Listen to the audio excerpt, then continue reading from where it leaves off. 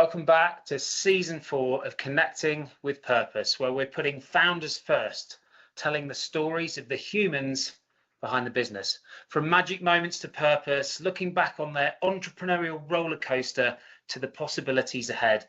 We'll learn how these leaders have navigated their journeys up, around, and away from the performance precipice to achieve growth, results, and impact they're really proud of. Welcome back to season 4 of Connecting with Purpose for this solo episode on the weight that founders carry during transition periods. This is a build on last week's episode where we talked about some of the things that get in the way of exits from the perspective of the founder transition. And we spoke last week about the identity shift and the importance of the founder evolving from the key operator, juggler, master magician to the owner to the steward. And obviously how if that identity shift doesn't happen intentionally, that the alignment and execution within the business can begin to wobble. And so to build on that today, I want to talk about another part of this founder transition that also sits beneath the surface. And this is just the weight that the founders carry during this period, if you like, that this increased pressure. Pressure isn't always bad. In fact, I talk a lot about how we can use pressure as fuel for progress.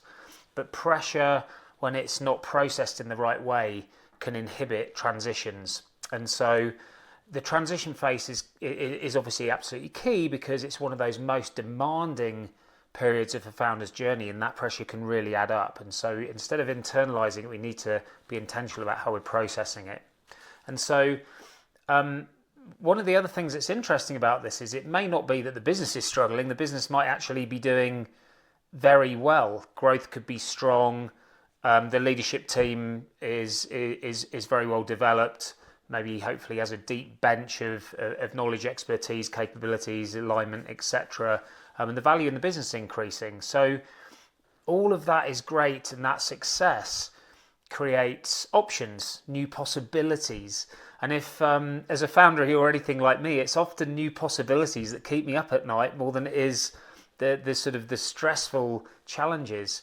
And some of those possibilities obviously mean there's opportunities for what succession looks like. There might be opportunities even for employee ownership, for strategic partnerships, for partial liquidity, or even full exits to competitors.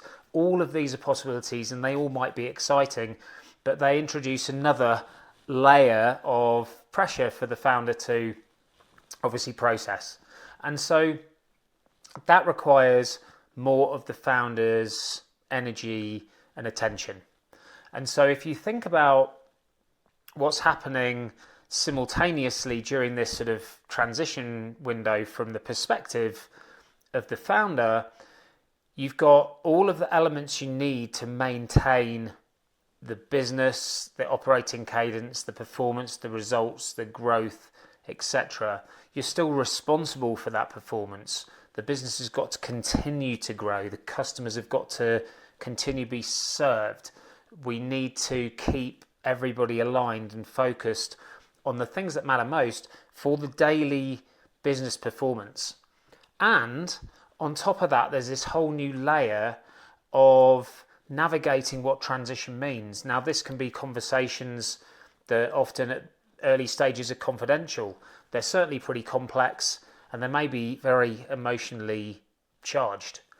And the types of questions that the founder is processing at this same point is, what's the right path for the company? I care about the longevity and the sustainability, the impact of this organization. That was absolutely critical for me to leave the organization in a better place so that it could continue beyond me. But you might also be thinking like, well, what does this mean for my family? What's the impact on my employees? What are they going to think? What does this mean to them? If you've got investors, what are they going to expect? What's the impact on them? How do we bring them to the table? And of course, probably the biggest unlock slash bottleneck, depending on whether it's tackled, which is from the founder's perspective, what does my next chapter look like? So you can't always openly talk about these questions. If you're in the earlier stages, sort of like the 48 to 60 months out, these are things that you're thinking about while still trying to build the business. If you're within that last 24 months, then there's probably a clear line in the sand and everybody's working towards exit as part of the business's next chapter. But in that interim, the founder absorbs that extra weight, and that can create this pressure that's very different from often other phases of inflection points throughout the business. So take the very beginning, like the startup stress.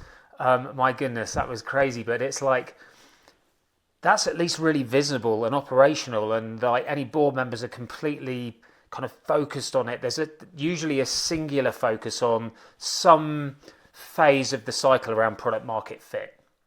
But the transition stress at the other end of the spectrum is more internal, it's deeper and certainly strategic.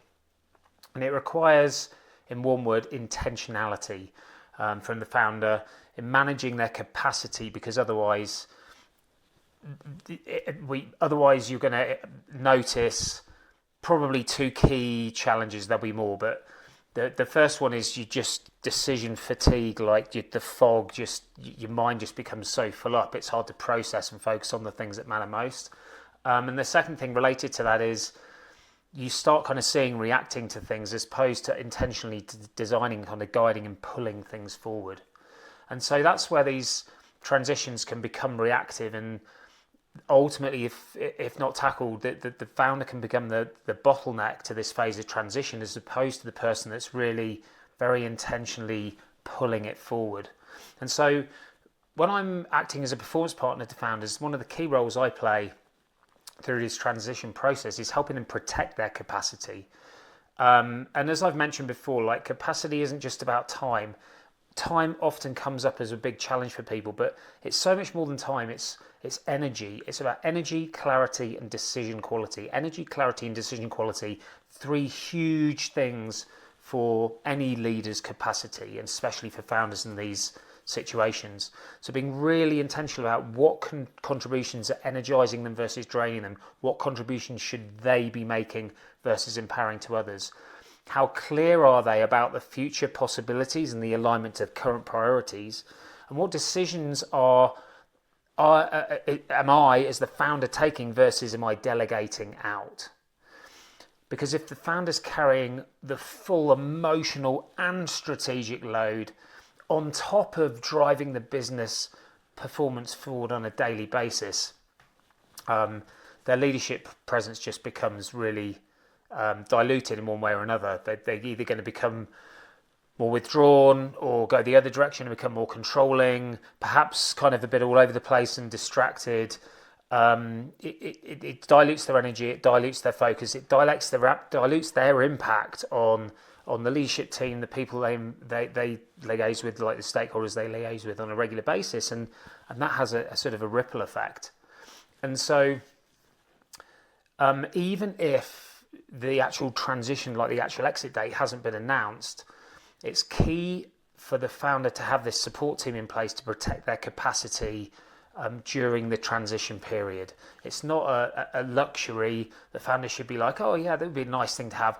This is a need to have to enable the business to grow where it needs to grow, and for the founder to protect their capacity to take it to where it needs to go. So let's get to the practical pieces of that. I'm going to give, as I did last week, I'm going to have three kind of key areas where I see this coming up, and through conversations I'm having with founders that I'm coaching and partnering with at various stages of transition, these things all show up. So the first one is, it's about creating the space to process what this transition means. Founders have spent years juggling and making really fast decisions and diving into different operational areas of the business to get it to where it needs to be. But the transitions are different. The transition decisions are different because they require some slower, more strategic, more kind of holistic, personal thought processes because this is probably the biggest impact / implication that this has had on a founder's life to date, right? I mean, just think about the intentionality you put into buying a house, right? It's a big transaction, probably one of the biggest transactions we make outside of business transactions. But multiply the impact of that in multiples and then amplify it even further due to the complexity of all the people involved in the business and the succession of that and what sustainability looks like and how that continues to exist beyond the founder. Intentionality is absolutely key. So what this means above all is that founders need to create and protect that space to think. So, in practical purposes, it can be blocking some dedicated thinking time each week and ensuring that people understand that those blocks in the calendar can't be double, triple booked.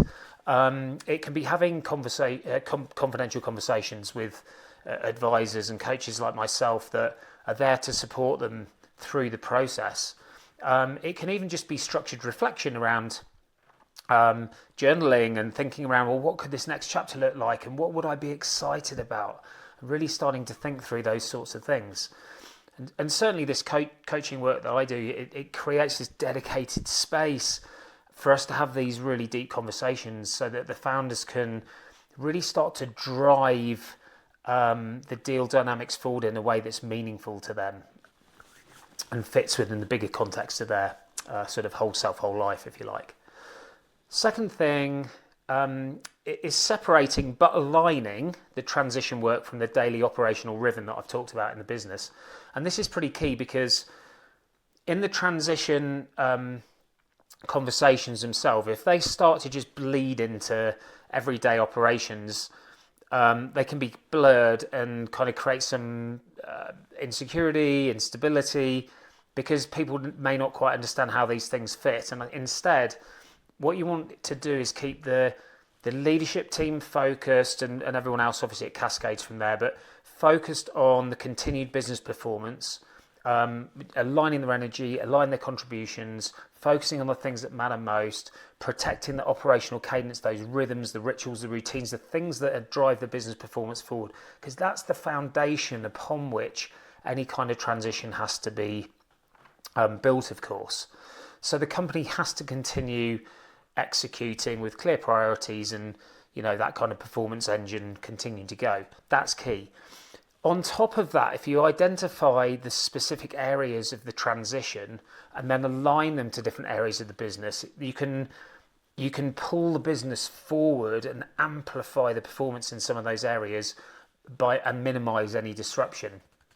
That most of the transition requirements are best practices for business anyway, but there's value in just having them as their own, not isolated projects, but their own independent projects, if you like, that we know the success factors for each, align them to the current business, and then embed them to pull those areas of the business forward in a way that improves the business performance, not just ticks the box for what you need for a transition. And that's where the transition itself can become more exciting and not destabling, but it can become big unlock for the business because the founder can be really committed and the leadership team can start to see how these things move forward. And the third thing is about the founder's next chapter itself. Like, what does this actually look like? What does stepping away look like?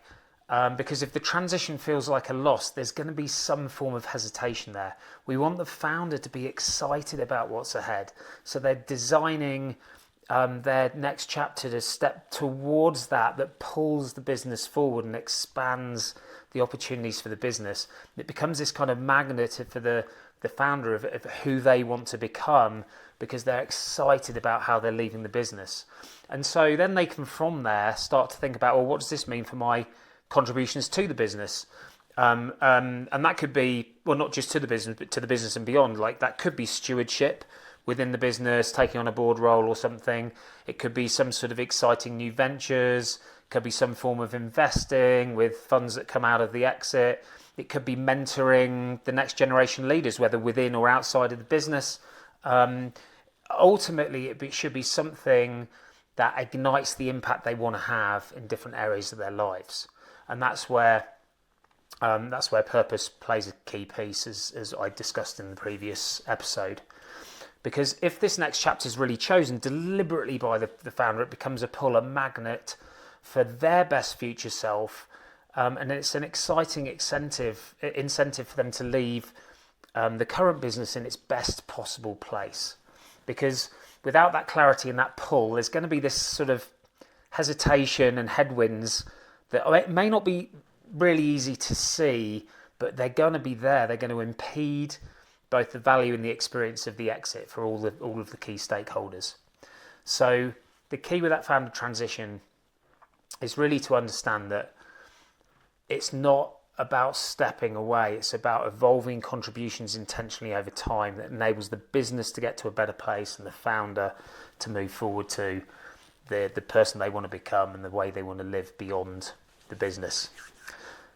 And when the founders actually do approach transition in this way, you're going to see more confidence across the leadership and key contributors in the organisation. You're going to see that leadership. I talk about the leadership bench, like the leadership depth. There's just the depth of capacity within the leadership team to see and focus and be empowered to make the decisions that just need to take the business to the best place, which in turn enables and empowers other people, strengthens the culture within the business, and enables ultimately the business to grow and become more valuable and sustainable over time. And ultimately, that's what most founders care about. And that's why this stewarding of that next phase of the company's journey with intention and excitement is such a key and often missed opportunity. So if you or someone you know in that kind of 24 to 60 month window before, if you like, the formal ownership evolution, so elements of succession, considering employee ownership, considering what partial or full kind of liquidity might look like, the key is to appreciate the fact that the structural work, the advisory work, the deal-based work will absolutely come and is critical, but the human work that precedes that is such a key unlock to the value of the business. And that starts now, that starts in that early phase. The purpose we talked about is going to help stabilise the identity to pull the founder forward. The identity is going to strengthen the alignment of what they're focused on, which protects the execution of how they're supporting the operating cadence and performance of the business. And then we focus on what we just talked about today, protecting that founder capacity so you are in a place to design your next chapter and the business evolution intentionally together. Because ultimately the goal isn't just to get to the transaction, it's to work through the transaction, bridge way beyond that to ensure that the business and you are able to thrive in the chapter that follows. If this resonated and you have any questions, please reach out. Please share it with anyone else that you can think of. And as I say, and we like to say in rugby, I've got your back. Cheers.